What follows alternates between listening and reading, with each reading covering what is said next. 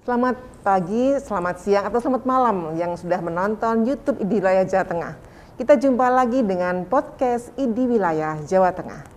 Pada kesempatan kali ini kita akan membahas tentang bagaimana kehidupan seorang anak nih. Nah, kita bertemu dengan dokter spesialis anak, Dr. Wistiani, spesialis anak konsultan tentang alergi dan imunologi. Selamat pagi, Dok.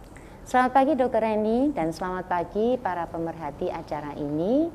Kami dari Semarang, Jawa Tengah, ya bergembira dapat mendapatkan kesempatan untuk bisa berbincang-bincang ini dengan ID mengenai seputar masalah kesehatan anak. Iya, Dok. Terima kasih. Pada kesempatan kali ini kita akan membahas tentang BIAN. Apa itu, Dok, BIAN? Baik. BIAN adalah kepanjangan dari Bulan Imunisasi Anak Nasional.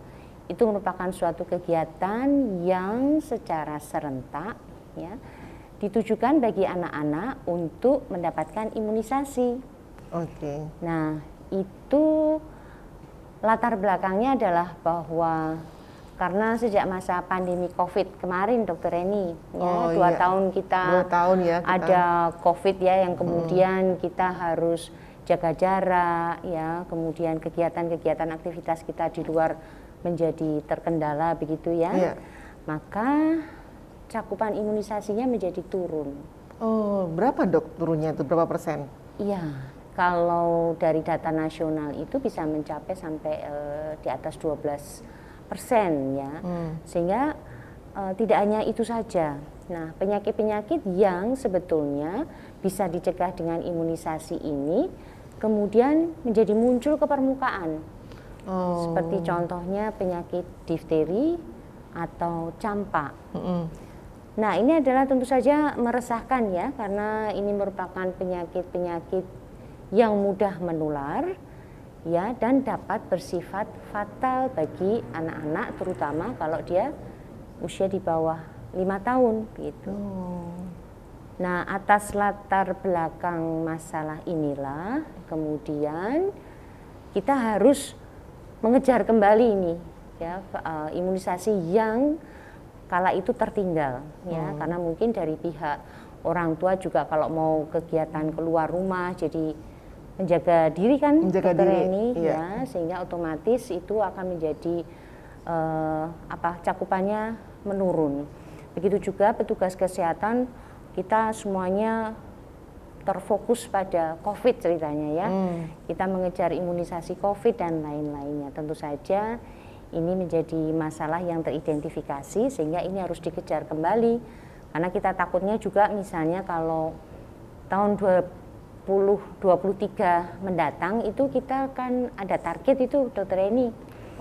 Bahwa kita harus bisa mengeliminasi penyakit campak. Ini sudah komitmen internasional begitu. Nah, tentu saja ini merupakan target yang harus kita capai ya. Karena juga ini merupakan penyakit yang dapat bersifat fatal bagi anak-anak. Begitu pula misalnya dengan polio. Kita sudah tercapai nih untuk polionya sejak tahun 2014. Tetapi kalau cakupan polionya turun, kita takutnya nanti kalau ada kasus lagi muncul, tentunya ini akan ya membahayakan juga begitu. Oleh sebab itulah atas dasar identifikasi yang ada di masyarakat, maka kegiatan ini perlu dilaksanakan. Iya, ya. Dok. Berarti rangkaiannya itu kapan, Dok? Itu mulai bulan apa dan dirayakannya bulan Agustus ini ya, Dok ya? Iya. Kalau untuk itu kan ada beberapa wilayah begitu di nasional begitu yang dibagi dalam beberapa wilayah untuk bulan-bulan tertentu.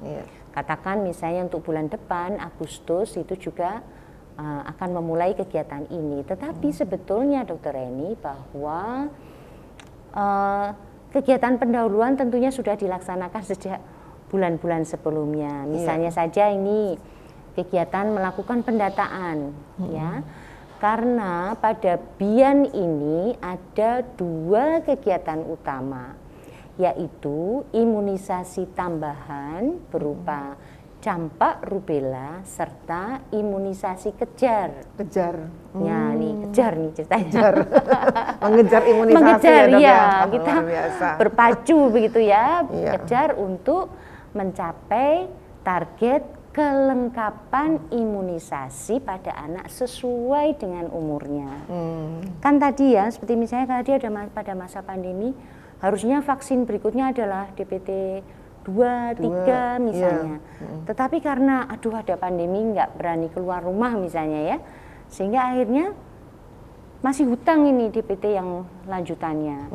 Nah, oleh sebab itulah ini yang namanya imunisasi kejar. Jadi kita mendata sesuai umurnya, ini harusnya dia imunisasi dasarnya sudah sekian misalnya. Tapi ini kok belum ya, masih ada hutang imunisasi apa. Nah, itulah yang akan kemudian diberikan supaya nanti imunisasi dasarnya lengkap. Atau juga imunisasi lanjutannya itu lengkap sesuai dengan umurnya. Gitu. Kalau sudah terlambat gimana tuh, Dok? Nah itu dia, itu yang kita kejar-kejar, Dokter Eni. Gitu. Apakah perlu mengulang dari awal ataukah dilanjutkan saja? Oh ya, jadi kita mengidentifikasi, kemudian kekurangannya kita susulkan kembali. Nah tentu saja kita identifikasi kekurangannya apa, maka nanti kita mengejarnya imunisasi itu tentunya ada jadwalnya. Contohnya seperti misalnya kalau yang mudah itu polio tetes oral ya, itu kan diberikan 4 kali. Itu intervalnya 1 bulan, 1 bulan, 1 bulan. Jadi misalnya dia harusnya sudah genap, misalnya sesuai dengan umurnya nih, itu sudah genap sampai polio 4, tapi ini kok masih 2, ya berarti nanti diberikan 1, yang berikutnya menunggu 1 bulan berikutnya untuk diberikan tetesan yang selanjutnya. Jadi secara sekuensial diberikan secara bertahap gitu. Oke, Dok, terima kasih Dr. Wistiani. Untuk masalah yang terkait dengan herd immunity, Dok, itu bagaimana? Iya, baik.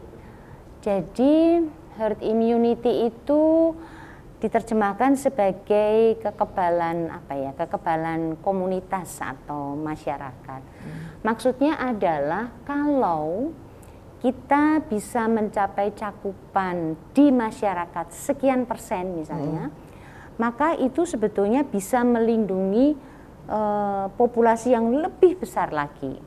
Ya, nah, jadi penjelasannya mungkin begini. Seperti kita ketahui, kalau kita memberikan imunisasi pada seorang anak, itu artinya bahwa anak tersebut terproteksi atau terlindungi dari penyakit yang diberikan imunisasinya. Itu bagi dia. Bagi dia. Nah, katakan kan kita ditarget ya, Dokter Eni, bahwa nanti cakupan imunisasinya sekian persen. Sehingga kalau yang diimunisasi itu lebih banyak, maka si patogen atau si biang penyakit ini tentu saja tidak punya tempat untuk berkembang biak, nggak punya tempat untuk hidup, tidak punya tempat untuk bereproduksi, maka dengan sendirinya dia akan punah begitu. Nah, dan juga kalau misalnya di antara populasi yang banyak itu ada 1 atau 2 orang atau 3 orang yang oleh karena satu dan lain hal tidak atau belum mendapatkan imunisasi itu, dia akan tetap terlindungi gitu. Nah, itulah yang dinamakan sebagai herd immunity. Jadi merupakan suatu kekebalan populasi atau masyarakat di tingkat yang lebih besar. Maka kalau semakin besar cakupannya, tentu saja herd immunity-nya akan semakin baik. Dan ini jadi tanggung jawab semua elemen di masyarakat ya, Dok? Iya, jadi kayak petugas, kemudian masyarakat, itu bagaimana menghimbau semua orang supaya juga, atau mewajibkan ya, supaya vaksin itu jangan sampai tidak vaksin gitu ya, Dok ya? Benar sekali, Dokter Eni. Nah, untuk hal-hal yang harus diantisipasi nih, Dok, bagi para petugas masyarakat itu bagaimana, Dok, terkait dengan vaksinasi ini? Baik, begini Dokter Eni, pemirsa sekalian, kebetulan saya di sini sebagai perwakilan IDAI cabang Jawa Tengah dan sekaligus saya sebagai ketua Komda KIPI Jawa Tengah.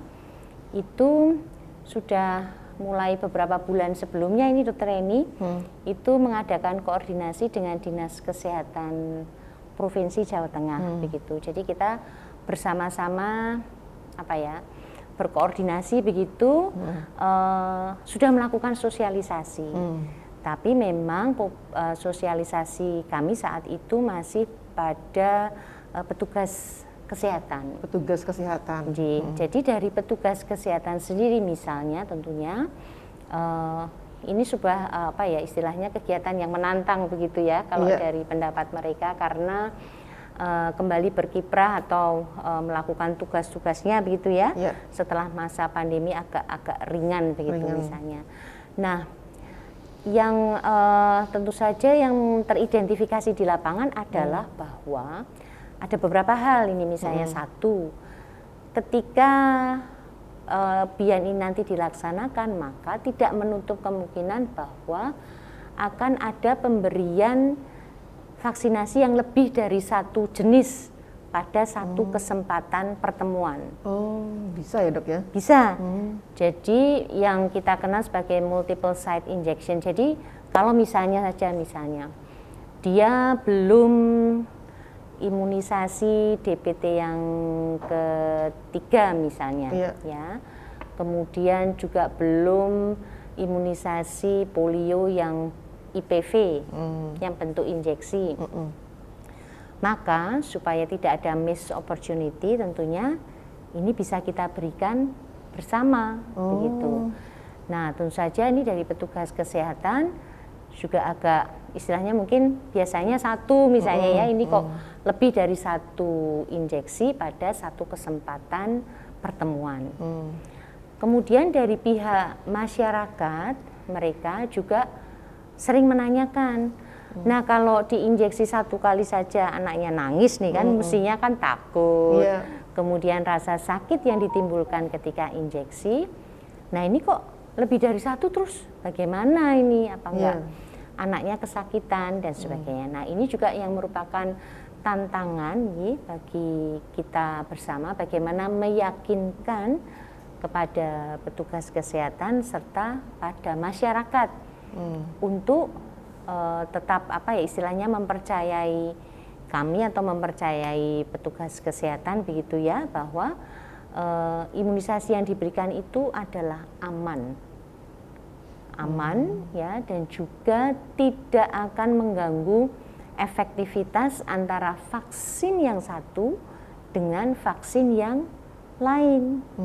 Itu kan takutnya kalau wah ini kok diberikan satu aja butuh waktu untuk berespon, misalnya ini kok lebih dari satu lalu bagaimana begitu. Nah ini karena kami juga tentunya didukung dari pengalaman-pengalaman dari sejawat yang lain atau bahkan jurnal-jurnal ilmiah yang telah publish di tingkat internasional ya, dan juga pengalaman dari sejawat di Bangka Belitung maupun Nusa Tenggara Barat yang telah menjadi pilot study untuk imunisasi MR misalnya ya. Di sana tentunya kesempatan untuk bisa mendapatkan lebih dari satu imunisasi atau vaksinasi itu ada dan ternyata tidak menimbulkan masalah begitu ya. Itu 2 atau 3 Dok?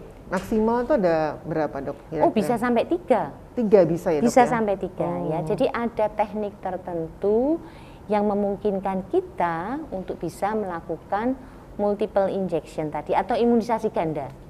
Di beberapa tempat ya Dok ya? Ya, ada aturan khususnya tentu saja, dan itu terbukti aman serta tidak mengganggu efektivitas antara vaksin yang satu dengan vaksin yang lain. Nah, hal-hal terkait inilah yang juga menjadi perhatian kami dari Komda kejadian ikutan pasca imunisasi ya, untuk antisipasi hal-hal KIPI misalnya KIPI yang terjadi setelah imunisasi.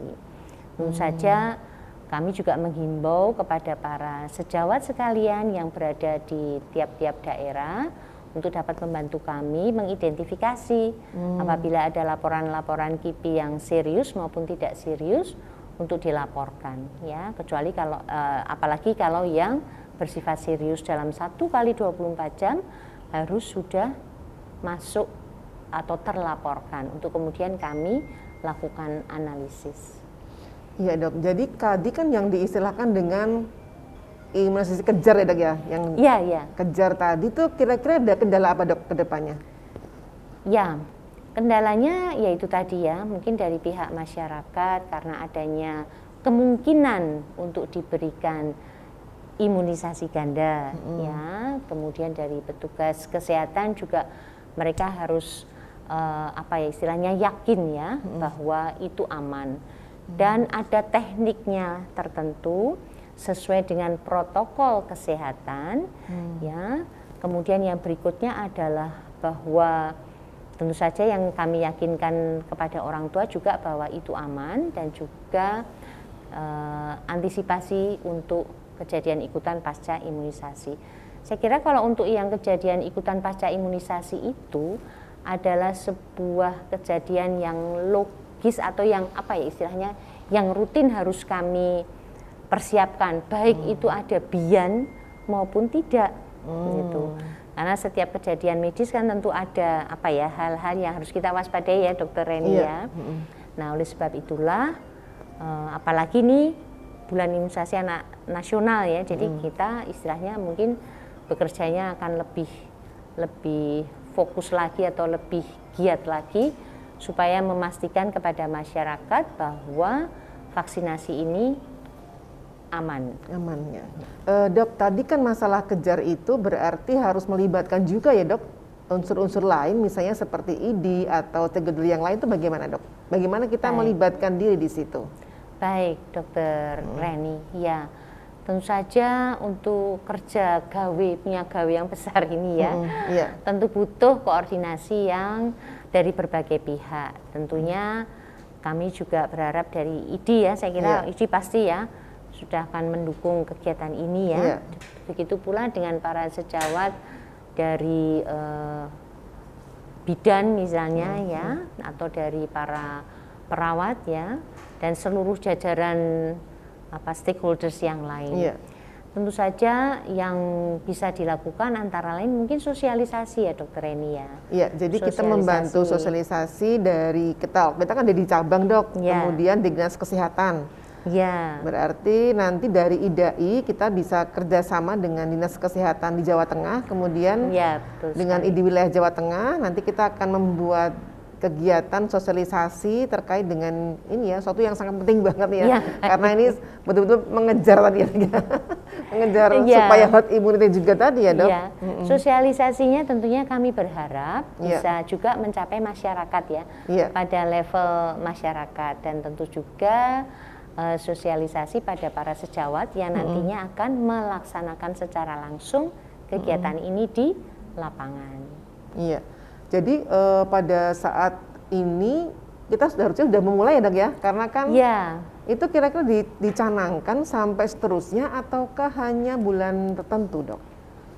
Saya kira sampai seterusnya ya Dokter Reni ya, karena sampai kalau kita lihat misalnya teridentifikasi beberapa anak itu vaksinasinya misalnya kok hutang 2 atau 3 misalnya. Nah sementara interval pemberian antara vaksin yang kedua dengan yang ketiga misalnya, ada interval 6 bulan misalnya, kemudian dari yang ketiga ke 4 itu ada 12 bulan, tentunya kan kegiatan ini tidak bisa hanya berhenti di 1 bulan saja, tentunya tidak. Pastinya ini nanti harapannya akan berkesinambungan ya. Jadi paling tidak identifikasi dari cakupan vaksinasi yang kemarin tertinggal itu harapannya bisa terkejar kembali begitu, sehingga targetnya tercapai ya dok ya, target cakupan imunisasinya dok. Nah sebagai ini ya dok, dok dari IDAI ya, apakah ada tadi kan ada multiple injection nih dok, untuk efek sampingnya itu bagaimana dok? Apakah sudah ada penelitian ataukah sosialisasi sebelumnya? Baik, Ya, jadi kalau misalnya dari IDAI memang kami sering diundang juga oleh Dinas Kesehatan Provinsi Jawa Tengah maupun dari Dinas Kesehatan beberapa wilayah daerah itu untuk melakukan pelatihan. Pelatihan nih dok ya? Pelatihan teknis multiple site injections atau juga ini penggunaan alat-alat vaksin atau alat imunisasi yang aman atau yang baik. Safety injection itu, Safety injection ya itu terutama bagi petugas kesehatan. Jadi untuk mengasah kembali keterampilannya, jadi hands on begitu ya. Sudah dimulai dok sekarang? Sudah beberapa bulan yang lalu kami sudah melakukan pelatihan. Ya terkait dengan multiple site injection atau imunisasi ganda, dan juga mengingatkan kembali bagaimana melakukan penyuntikan yang aman. Di setiap puskesmas tuh bisa ya dok? Bisa ya. Jadi kalau misalnya di daerah maka nanti dikumpulkan itu para petugas kesehatan, para kepala puskesmas untuk kemudian melakukan pelatihan itu. Jadi secara hands on begitu. Nah tentu saja harapan kami juga bahwa sosialisasi ini juga bisa sampai ke level masyarakat. Posyandu itu, kalau yang posyandu itu yang menyuntik siapa dok? Petugas kesehatannya mestinya dari puskesmas, ya. Kalau dokter anak atau dokter umum itu ada juga nggak dok yang melakukan? Oh bisa dong, itu kan dilakukan kalau misalnya untuk di puskesmas tentunya di situ ada dokter penanggung jawab ya, tentunya dokter umum begitu ya, dan mereka sudah dilatih tuh dari universitasnya masing-masing begitu ya, tentunya dari ini bagaimana cara melakukan imunisasi yang baik, benar dan aman. Ini kemudian juga tentunya para pelaksana imunisasi di level puskesmas ya, tentunya mereka juga memiliki pengalaman ya di lapangan bagaimana melakukan imunisasi yang baik dan benar. Kalau dokter umum yang praktek swasta dok, bagaimana dok? Jadi nanti untuk BIAN ini itu bisa dilaksanakan di semua instansi pelayanan kesehatan. Sementara yang lain-lainnya misalnya di praktek pribadi misalnya ya, itu juga bisa dilaksanakan di sana. Atau misalnya mau diadakan di tempat-tempat khusus, itu juga bisa tentunya dengan protokol pelayanan kesehatan yang terstandar tentunya. Seperti vaksin COVID kemarin, jadi masih COVID itu juga seperti itu ya dok ya? Oh, jadi boleh misalnya kemarin ada yang di desa, kemudian di perusahaan-perusahaan itu? Bisa kalau juga ya dok? Dari protokol yang diajukan itu dapat dilaksanakan demikian. Caranya mengajukan tuh ke DKK atau kemana dok? Mungkin saya kalau teknis khususnya mungkin kurang ini ya, tapi mengajukan ke Dinas Kesehatan Provinsi saya kira, atau melalui Dinas Kesehatan Kota di daerah ya dok? Semarang misalnya, tentunya akan bisa difasilitasi ya. Yang jelas bahwa harus ada penanggung jawab ya. Dokter atau? Nah itu saya kira tentunya dokter mestinya ya. Dan itu yang mungkin wajib atau harus ada di sana. Ada di setiap penanggung jawab yang ada di tempat imunisasi itu ya dok ya? Ya, untuk antisipasi hal-hal yang tidak diinginkan terkait pelaksanaan vaksinasi atau KIPI misalnya. Iya. Nah ini dok, bagi para orang tua nih, apa yang harus disiapkan dok terkait dengan imunisasi ini dok?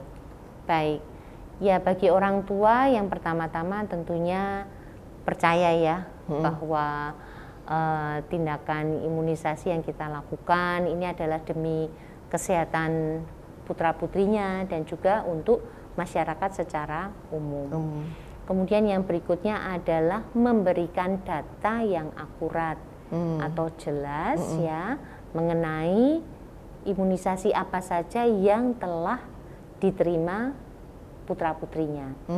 Ya, data itu tentunya sangat penting karena untuk tentunya nanti petugas kesehatan mempersiapkan dan juga mendata atau menuliskan kemudian kembali ke bukunya atau mungkin ke istilahnya ke buku itu KIA-nya misalnya ya, di situ ada data imunisasi, tanggalnya, jenis vaksinnya, nomor lotnya dan seterusnya.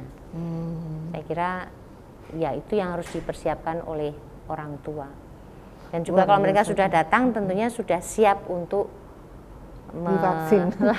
memvaksin putra-putrinya ya, supaya sehat begitu ya. Ya, karena tadi sebenarnya walaupun itu kan sebenarnya efeknya bisa fatal ya Dok kalau tidak divaksin. Kalau divaksin kan lebih bagus dan menghindari hal yang seperti tadi ya Dok ya. Jadi mungkin nanti bagi para itu ya ID cabang ya yang ada di seluruh Jawa Tengah, nanti mungkin kita akan mengadakan koordinasi yang lebih lanjut ya Dok terkait dengan hal ini. Begitu juga dengan dari IDAI, kita juga akan siap membantu bagaimana terdesiminasi sampai ke tingkat kelurahan atau bahkan ke tingkat RT RW dan posyandunya nih Dok, supaya mereka juga aware dengan apa yang sebenarnya bisa dilakukan dengan cara memvaksin ya. Dan itu saya lihat juga teman-teman dokter mungkin belum paham dan belum dapat informasi kalau mereka praktek pribadi gimana sih caranya juga mau berpartisipasi gitu loh Dok. Selama ini kan kalau vaksin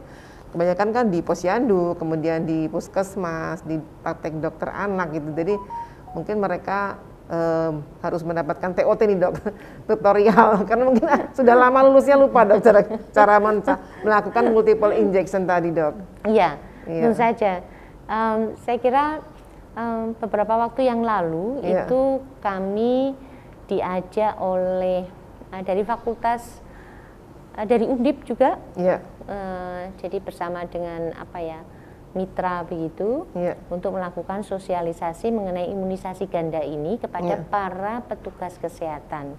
Ada itu pernah dimintai tolong juga. Jadi artinya bahwa institusi pendidikan juga saya kira juga sangat berperan dalam membantu tercapainya pelaksanaan BIAN ini. Oke, terima kasih Dok. Mungkin Dr. Listiani bisa memberikan closing statement terkait dengan BIAN ini Dok.